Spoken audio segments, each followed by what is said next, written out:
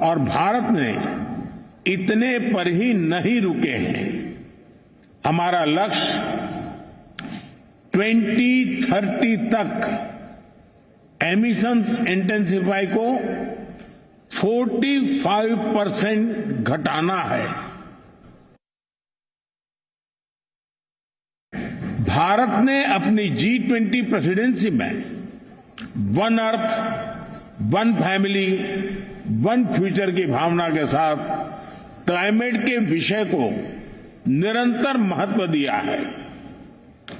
Sustainable future के लिए हमने मिलकर ग्रीन डेवलपमेंट पैक्ट पर सहमति बनाई। हमने लाइफस्टाइल फॉर सस्टेनेबल डेवलपमेंट के सिद्धांत तय किए।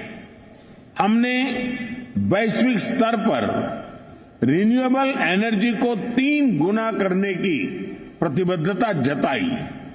भारत ने ऑल्टरनेट फ्यूल्स के लिए हाइड्रोजन के क्षेत्र को बढ़ावा दिया और ग्लोबल बायोफ्यूल्स अलायंस भी लॉन्च किया। हम मिलकर इस नतीजे पर पहुंचे कि क्लाइमेट फाइनेंस कमिटमेंट को बिलियन से बढ़ाकर कई ट्रिलियन तक ले जाने की आवश्यकता है। जी न्यूज संवाददाता विशाल पांडे सीधे दुबई से मेरे साथ लाइव जुड़ रहे हैं। विशाल, इस जलवायु परिवर्तन पर महामंथन जो है वो शुरू हो चुका है। प्रधानमंत्री नरेंद्र मोदी के संबोधन को भी दुनिया ने सुना और प्रधानमंत्री ने साफ साफ कहा कि फॉसिल फ्यूल वो जो टारगेट था वो हम 9 साल पहले ही अचीव कर चुके हैं। तो कुल मिलाकर भारत पर्यावरण को लेकर जिस प्रतिबद्धता पर आगे बढ़ता है उसकी जानकारी भी आज प्रधानमंत्री के द्वारा दी गई और अपने संकल्प को भी बताया।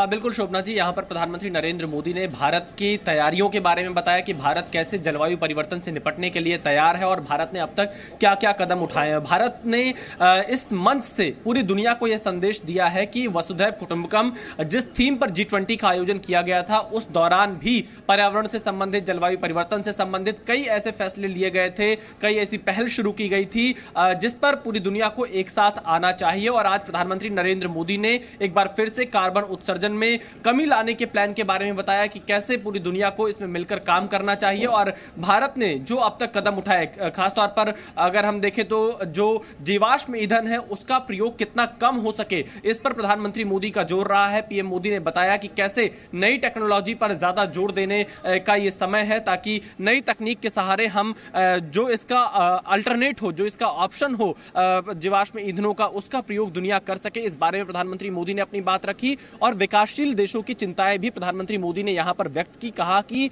देशों को स्वार्थी नहीं होना चाहिए, सिर्फ अपना भला नहीं देखना चाहिए बल्कि औरों का भला भी यहां पर देखना चाहिए। और इसीलिए प्रधानमंत्री नरेंद्र मोदी ने विकासशील देशों का मुद्दा उठाया है क्योंकि उन्हें जो फंड मिलना चाहिए था, कई विकसित देश फंड नहीं देते हैं और तमाम संसाधनों का यहां पर जो खपत की जाती है जिसकी वजह से कार्बन उत्सर्जन ज्यादा हुआ है उसमें विकसित देशों का ज्यादा रोल रहा है, लेकिन उसका खामियाजा विकासशील देशों को भुगतना पड़ता है। और इसलिए प्रधानमंत्री मोदी ने विकासशील देशों की आवाज भी इस मंच से उठाई है। बहुत बहुत धन्यवाद विशाल आपका इस पूरे अपडेट के लिए, इस पूरी जानकारी के लिए। समय की बड़ी खबर आपको बता दें, COP28 में प्रधानमंत्री मोदी का बड़ा सम्मान, ओपनिंग सेरेमनी में संबोधन का मौका मिला है। पीएम मोदी को दिया गया ये संबोधन का मौका, यूएई ने किया पीएम मोदी का सम्मान।